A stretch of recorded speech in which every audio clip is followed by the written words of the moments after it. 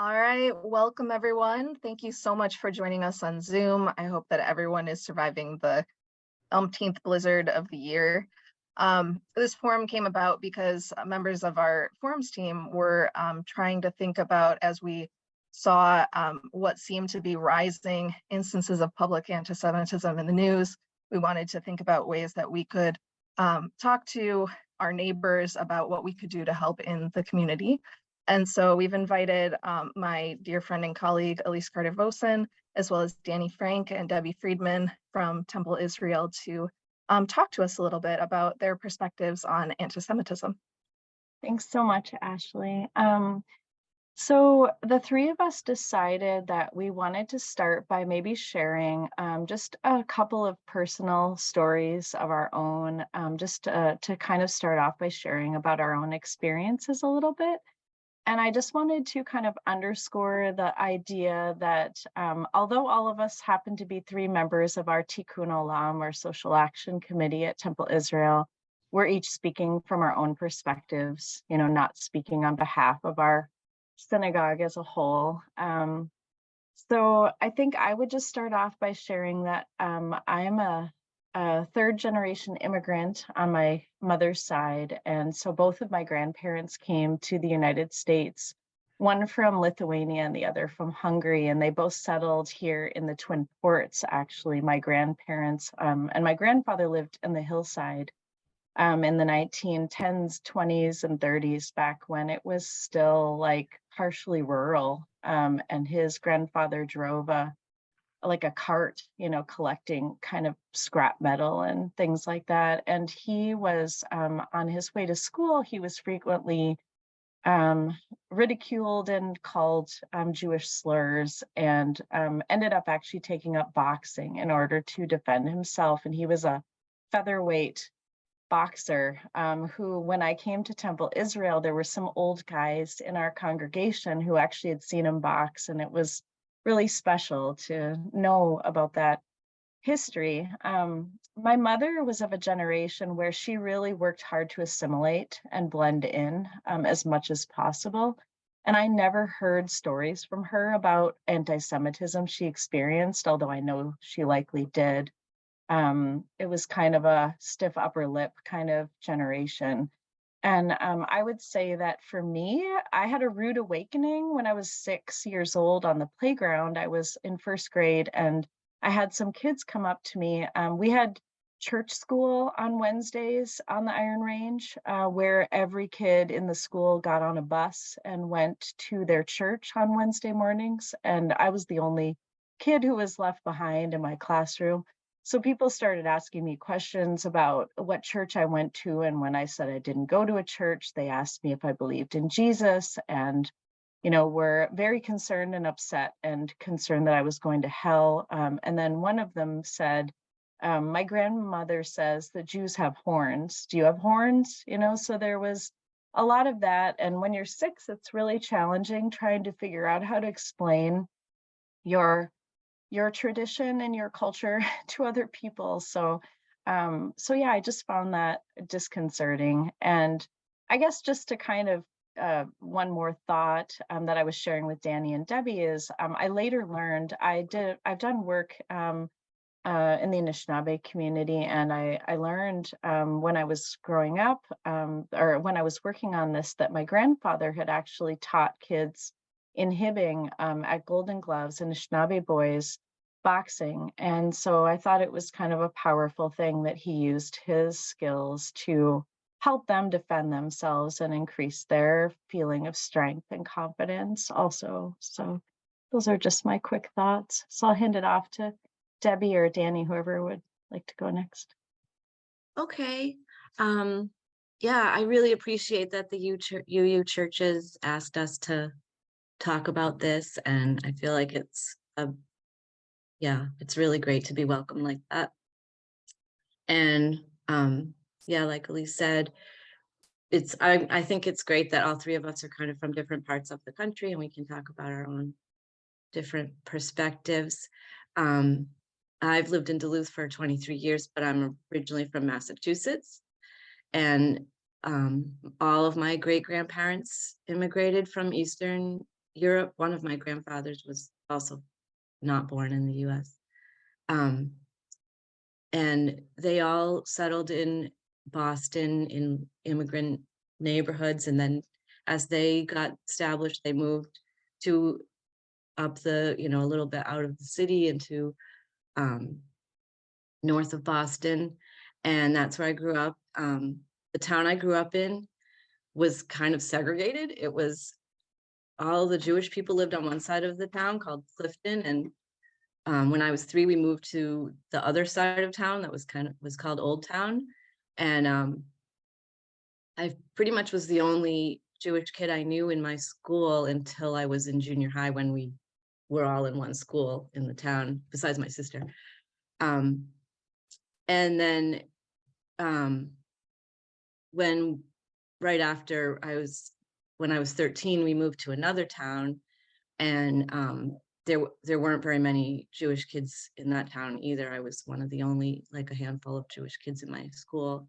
And as the new kid, I remember being kind of harassed on the bus, and kids were throwing pennies down the hall to see if I would chase them. And there was less awareness of Jewish people and more obvious stereotypes that were still strong. And the local beach club had pretty much only recently allowed Jewish people. And yeah, so I noticed a difference when I moved to that new town. And then when I went to college, I was in a college that had a large Jewish population, and then I felt kind of like insulated again. And then when I went to working in Boston, I remember confronting some major anti-Semitic comments and different opinions back in not such an insulated community.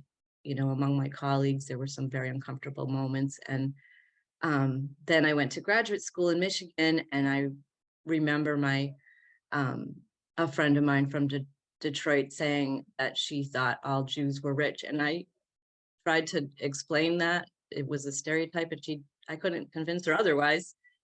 And then my boyfriend, when we first started dating, he used the expression, he Jewed me down, and he was completely oblivious to that expression and why that was offensive.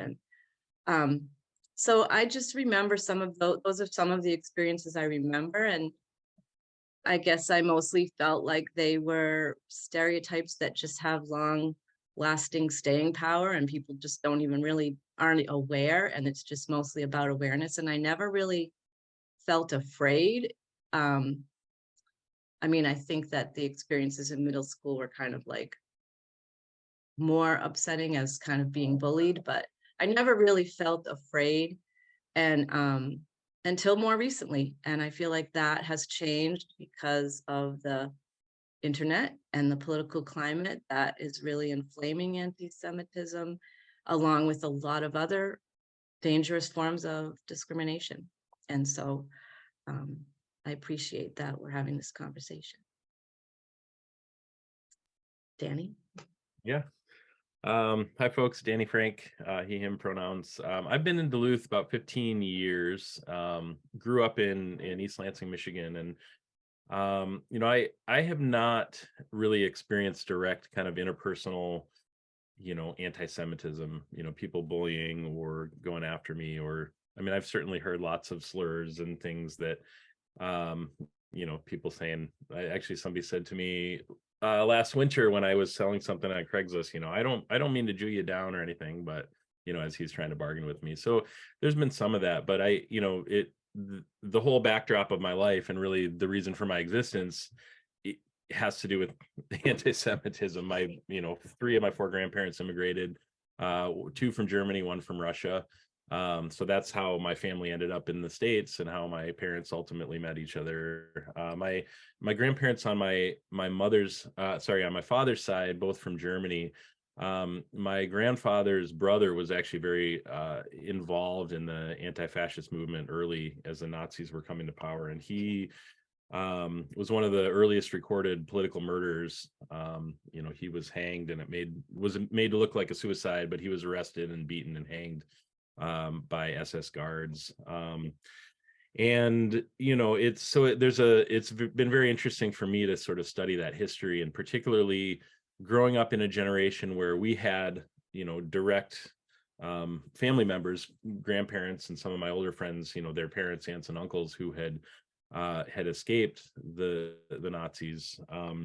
And so the Holocaust was very much like something that was living history. And I look at the experience my kids are having, and they're a generation who have not seen Holocaust survivors speak in person, do not know people in the community anymore who escaped that. And so I feel like from that perspective of like, anti-Semitism as genocide, it was very much a part of my upbringing, and just knowing that, there's a very important reason that our people exist still, and a very important reason that the state of Israel exists, and those types of things.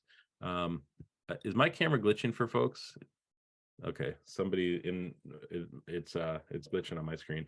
And so it's been interesting for me, again, not having experience like that interpersonal sort of derogatory stuff, but having a lot of things that hit close to home, having that living history be part of my family story. I was at the synagogue here in Duluth teaching. I'm the music educator for the religious school, and so hearing as we're in class with students about the shooting in Pennsylvania at I don't remember, the Tree of Life synagogue shooting, like literally happened while I'm at synagogue with a group of students, and us talking about what do we need to do in the moment to support each other, support them. Charlie Citron Walker in Texas at the synagogue. I don't remember the name of the synagogue there. But I grew up with him, so this was he was taken hostage with some congregants a little over a year ago. He's a friend of mine, family friend. And so a bunch of us are texting during this thing with his mom and with our other friends and other people in our community back home in East Lansing about what's happening. And it's like these experiences of anti-Semitism, or what could be potentially rooted in anti-Semitism happening around me with very close personal connections, keeps it very real, to me, particularly the fact that there is a rise, and Elyse will talk about some of the numbers and statistics about that, but it's just a reminder that like this is something that is persistent, right, in our society. There was something else that I was going to say. I meant to write notes down this morning, but got sucked into coffee time with my wife. So, but I guess the other thing is like, I experience what I would call maybe microaggressions on a fairly regular basis. So every year, or around the high holidays, which happen in the fall for us, I'm an academic, so it's all right around the start of the semester. So I have to navigate, what days am I going to cancel classes? What days am I going to do all this stuff that should be happening on those holidays? The work doesn't go anywhere, right? And everybody else, life carries on as normal. When I was doing my doctoral program, our written comprehensive exams were scheduled on Yom Kippur, which is our holiest day of the year. So, yes, I was allowed to make that up and do it a different day. But again, it's a thing that I had to take initiative of and plan and work around and all that. Working at UMD for numbers of years and going to our chancellor's banquet at the end of the semester, and it's Christmas trees everywhere. And, so those kinds of things, they get real tiresome and real old. They're not direct acts of anti-Semitism in terms of, working toward the eradication of the Jewish people, but they're things that remind me that, there's sort of a pervasive like non-recognition or, kind of tacit erasure of our culture and existence that, we have to sort of work against every day. So that's just a little bit about me. Thank you so much, Danny. Yeah, I think like maybe that's something just to mention too, is that Judaism is not just a religious tradition, it's a cultural set of traditions as well. And most Jews, we really see ourselves as a people. And so, that's something significant. And I guess just maybe a quick thing to add. I am in so many settings, I do a lot of interfaith work, and there's just a lot of prayer in Jesus's name, where there isn't really a lot of thought in many cases to who might be in the room. So there are just things like that, in addition to the scheduling, the calendar, the fact that we're on a lunar calendar and our holidays happen at unpredictable times that don't match up with the Gregorian calendar. So much like our Muslim cousins, we have to navigate that frequently. And then there's just this feeling of constantly feeling like a problem, like throwing a wrench in things because of unavailability. We have a lot of festivals. So anyway, so I'm going to share my screen for a couple moments here. And I just wanted to start off by sharing a definition of anti-Semitism, because we thought that might be helpful. And I think hopefully that my screen is large enough here that you can see it, and recognize that anti-Semitism starts with perceptions of Jews and then manifest in different ways, either verbally or in terms of action. And in many cases, it has to do with damage or violence, sometimes physical violence against Jewish people, many times physical violence against buildings, defacement, or cemeteries, those sorts of things. And then in rare cases, it might be physical assault. It's rooted in many cases in a long history of conspiracy theories, which I'll mention in a moment. But I wanted to share some statistics, and hopefully this is large enough for people to see. I just wanted to put things in perspective that Jews make up about 2.4% of the United States population, according to kind of the most recent Pew data, I think. And then in Minnesota, we make up about 1.5% of Minnesotans. So we're a very small group of people.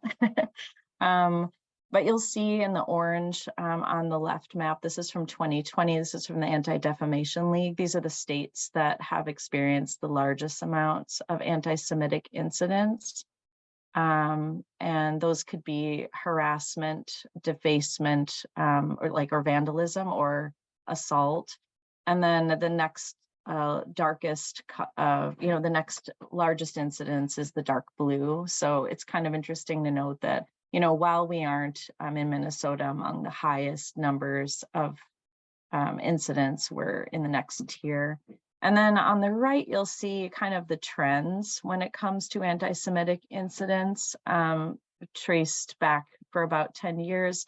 The 2022 statistics are still being compiled, but my understanding is that 2022, once they analyze it, the prediction is that it will likely be at the same level as 2021, which was an all-time high. And you'll probably notice that there was we went from just under 1,000 incidents a year to a market increase in 2016. And then ever since then, it's been pretty dramatically higher. Here you'll just see a little bit of a sense for what types of incidents have occurred in terms of those three categories that I mentioned earlier. And I guess one thing that I'm disturbed by is that incidents of assault went up from 33 in 2020 up to 88 in 2021. So that was pretty dramatic.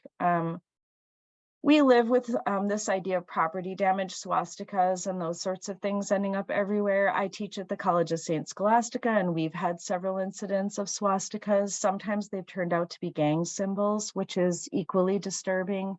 And then the idea of harassment going up pretty dramatically as well.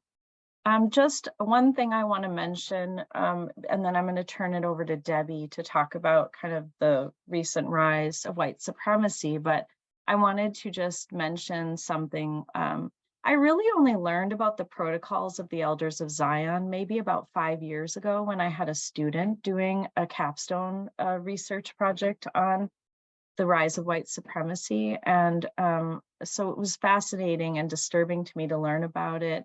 One interesting thing is that it coincides, the publication of this book really follows the first Zionist Congress. So the first set of meetings focused on trying to establish a Jewish state, then led to the publication of this book, which purports to document a series of meetings in Basel, Switzerland. It's, you know, basically fabricated.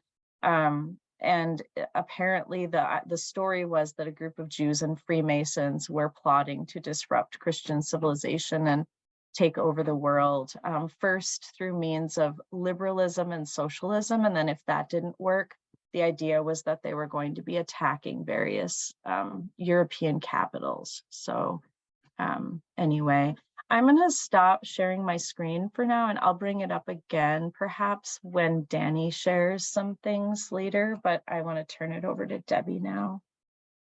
Okay, thanks. Yeah, so I wanted to, in 2020, a book came out called Cultural Warlords, and I joined a book group that read this book together through the Jewish Community Action organization in Minneapolis. And the author, Tal Lavin, they're a journalist, and they wrote about their experiences embedding themselves on the internet and to learn about white supremacy from the inside. And I just feel like it's really important to share this information, just because I learned a lot and I didn't know a lot about this. But anyway, a quote from Tal Lavin that explains it well. I'll read to you. The role of anti-Semitism in the far-right extremist thought is to serve as an ideological linchpin for white supremacy. Anti-Semitism is the keystone of a worldview that seeks to place white men above all others. The Jew serves as a construct of a foe, cunning beyond human comprehension, a foe against whom no tactic is unjustifiable. So they're basically saying that it's sort of anti-Semitism is the explainer or the excuse for all other forms of, especially racism and other forms of hatred. And I feel like that's a really important thing for people to know, that it's kind of like it gives purpose to all these other forms of hatred. And it seems like these old tropes and things, it seems kind of outlandish that no one really is thinking about that and believing those things anymore, but they still live on. And another quote from Tal Lavin, everything old is new again online, and the worst of history, freed from its paper bonds and any context, floats in a void to be plucked up and championed by hate mongers. So, these stereotypes are just, and things like the Elders of Zion that Elyse was talking about, all of that just feeds these conspiracy theories so much. And then they're hearing about it more and more prevalently, commonly from people who are in power. For example, there was a video shown at the rally right before the 9/11. The January 6th insurrection. And at that rally, they showed a video like after the former president left the stage, this video appeared, and I saw on PBS a whole explanation of how the whole entire thing is anti-Semitic tropes and dog whistles, and they're just feeding that all those conspiracy theories constantly. So that's the kind of thing that really increases my personal feeling of insecurity and fear. And I think for Jewish people in general, it's what's making us more afraid these days. And I'll read one more one more important quote that scares me a lot. I've been involved in trying to reduce gun violence, and our culture of guns in the US is serious public health danger. And one thing that Tal Levin says in their book is that white supremacy is where the cult of racism and the cult of anti-Semitism and the cult of the gun fuse together, creating an environment filled with people preparing themselves for a civilizational collapse they view as inevitable. So it's kind of all coming together in a scary way. Debbie and Danny, I hope you don't mind if I just like note a couple things that what Debbie was saying kind of brought to mind. One thing that kind of ties the past, the sort of deep past and the present together as well, as part of this dog whistle sort of system, is the blood libel, which goes back to medieval times where Jews were accused of slaughtering Christian babies and offering their blood. And it reminds me of the QAnon conspiracy theories now that are circulating about sacrificing children and offering their blood. And then I was also thinking about, there was one more thing. Oh, the Charlottesville rallies, the Unite the Right, where they were chanting, "Jews will not replace us." That really relates to a lot of the replacement theories that have been projected by, Tucker Carlson and some of the other kind of Fox News opinion figures. So just thinking about that. So turning it over to Danny now. Yeah, one thing that strikes me as you're talking, Debbie, too, is, and we talked about this in our conversation last week. I mean, that white supremacy as an ethos is like anti-Semitism is an anchor of that, right? And I think it's important in a conversation like this to contextualize that, in particularly the Nazi,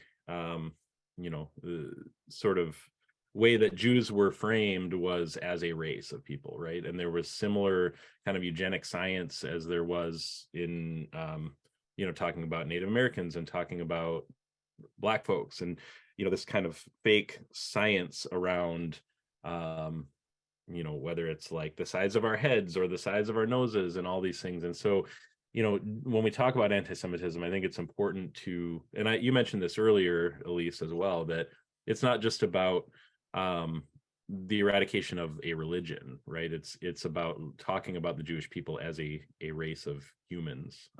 And so it's just it's something that I've come to understand more in my own work in anti-racist movements and in kind of gender equity and trans activism work, is that it's more than just trying to criticize or eradicate our belief, right? It's about us as people.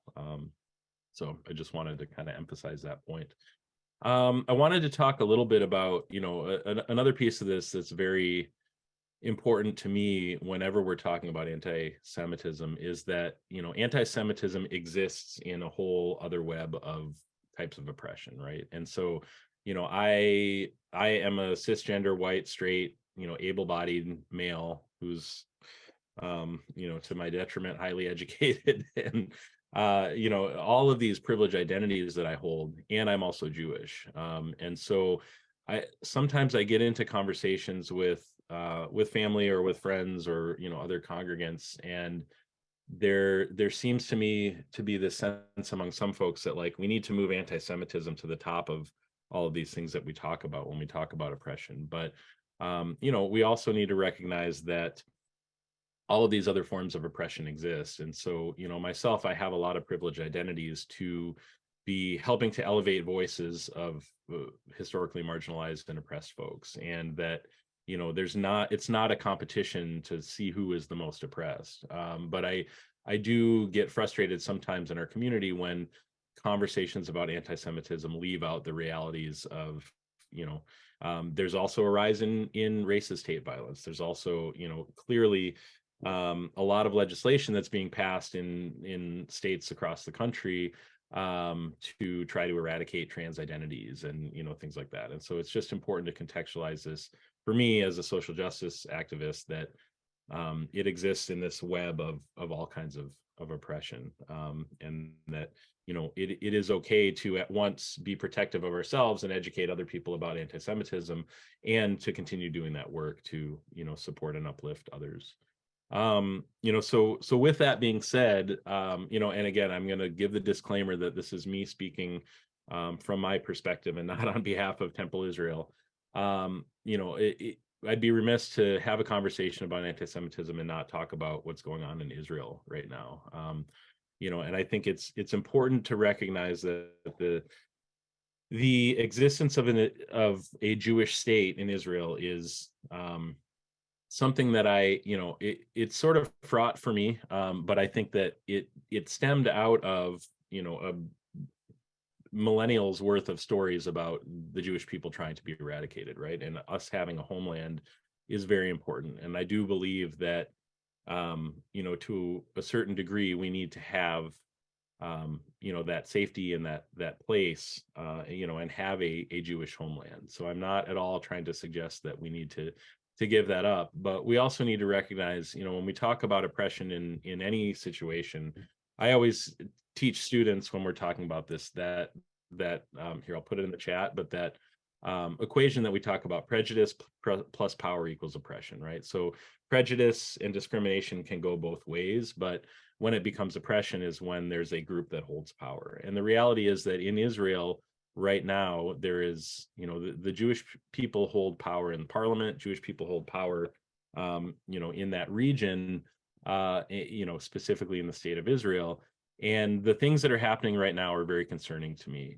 We have an extreme far right parliament, an extreme far right president, prime minister, and there are conversations in parliament about reducing, basically, the eradication of Palestinians in the West Bank, for example. And those are the words that are being used: is eradication, removal, erasure, things like that. And so it's hard for me to identify as somebody from a historically very oppressed group that is now talking about actively oppressing others.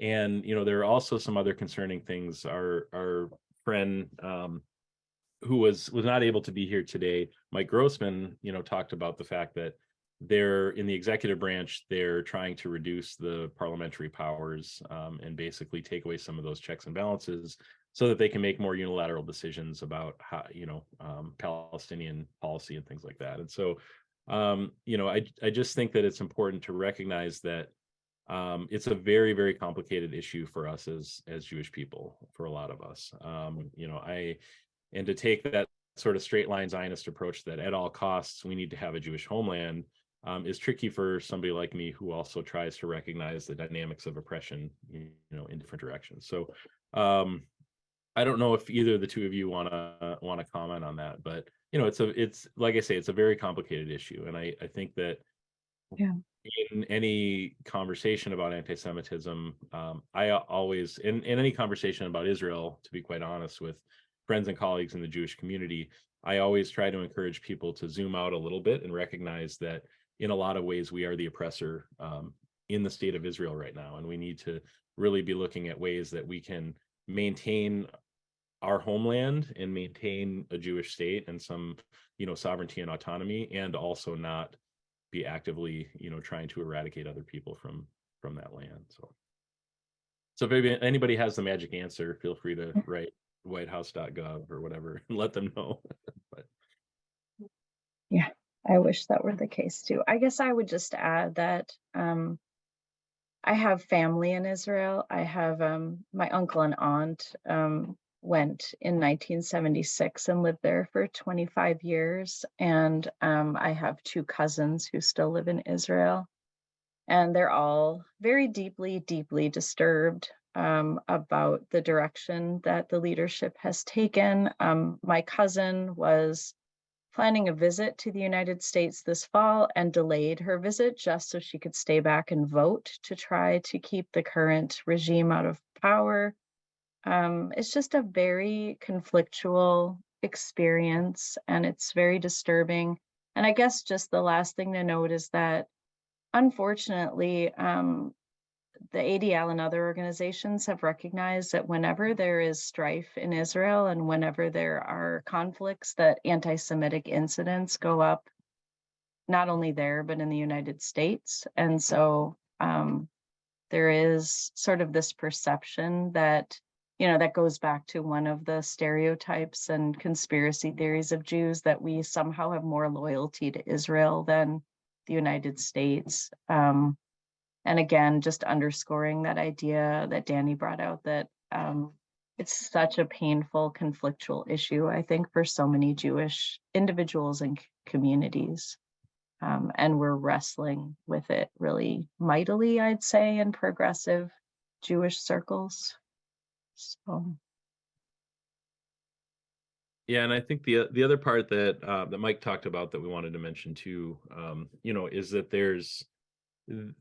there's also sort of a rise in sentiments of anti-Semitism from the left, which is interesting, and folks that are sort of, within our community who are pushing kind of the BDS movement and pushing some of these, these ideas that maybe it's time to just give back the land to Palestine and, kind of give up our the idea that we need a Jewish state and things like that. And so what's more pervasive, and I think quite honestly a lot more dangerous, is the anti-Semitism that's coming from the right.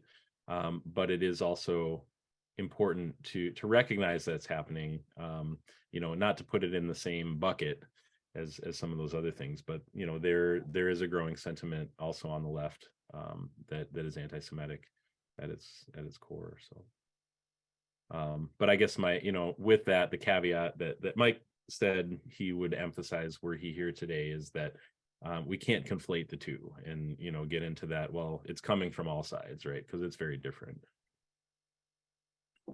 One of the other issues is that there's this idea that someone mentioned in the chat about U.S. leaders under investigation running for office and human rights violations, that wasn't mentioned there, but that we have here at home as well. And the idea that Israeli, I don't know. I don't want to go there. I feel like one of the things that, we kind of run into too is that when Israel comes up, it sucks all the air out of the room and it seems to take up so much space, And I think, we wanted to, I guess, note that, still the anti-Semitism that we all have kind of agreed that we're the most afraid of is that which is coming from the far right. And so I guess we just wanted to close our part of the conversation with kind of providing a little bit of maybe one piece of advice that each of us had, that, in terms of being an ally or things that could be done. And I guess I'll just quickly start by, adding to what Danny was saying about, I guess for me, really educating myself about histories of oppression and systemic racism is really important, and being an ally to all people who are experiencing oppression is important.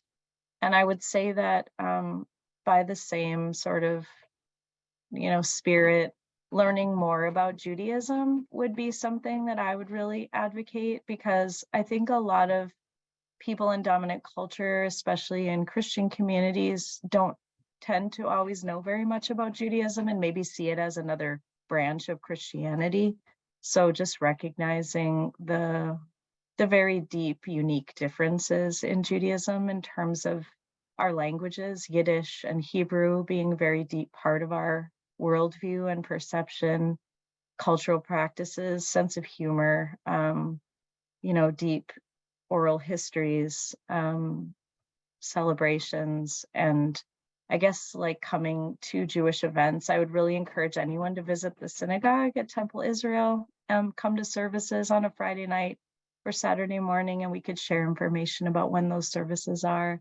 There's Torah study every Saturday morning, which is often done by, we have a number of guests all the time. Like there are people from the community across like many religious identities and non-religious identities who come to Torah study. It's on Saturday mornings around 9:15. One thing that really moved me very deeply was when the Tree of Life shooting occurred and Jews in our community were so deeply shaken. We had a service at our synagogue and opened it up to the community, and we had a huge outpouring of support. There were about 500 or 550 people, I think, crammed into our synagogue, and many members of the Muslim community, many members of the African heritage community came, and that was really powerful. So those are just things that I'm grateful for that we have. Oh, thank you. Thank you for putting the, yeah. I feel grateful that there's been so much solidarity in our community here when difficult incidents like that happen, so.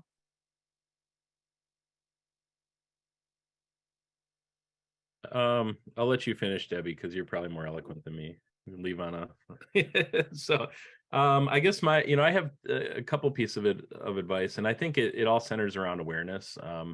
One is just being aware of the landscape of what the experience is, being Jewish and practicing and going to houses of worship and that type of thing. And it's striking to me that when I was growing up, we would always have a police officer on hand on the high holidays, right? And that's still the case here, but things have progressed to where we are having to be more and more kind of safe and secure.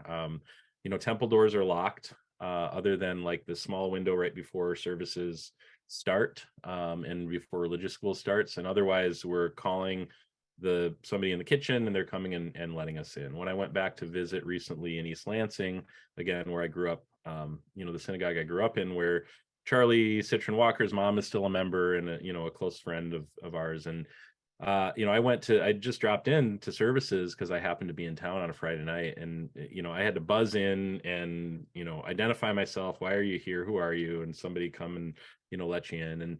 And so over my lifetime, 45 years, things have gotten more and more kind of security or secure, and there's more of an active concern. And I'm not somebody who tends to live in fear of things happening, but it's just the reality that we have to be aware of. So I guess I would just think, just try to have some empathy and some awareness of that dynamic.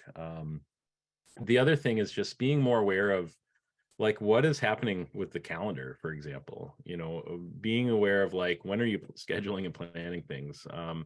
It baffles me that an institution like UMD does not have on their calendar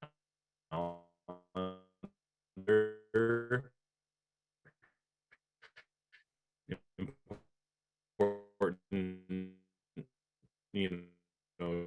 Jewish, Muslim, Hindu, Buddhist holiday schedule repeatedly, course exams, things like on high, and just when you're hosting like holidays, is it really but your types of things. And so that would be my thing. Am I breaking up? I got a message that said my internet's unstable, so hopefully you caught all that.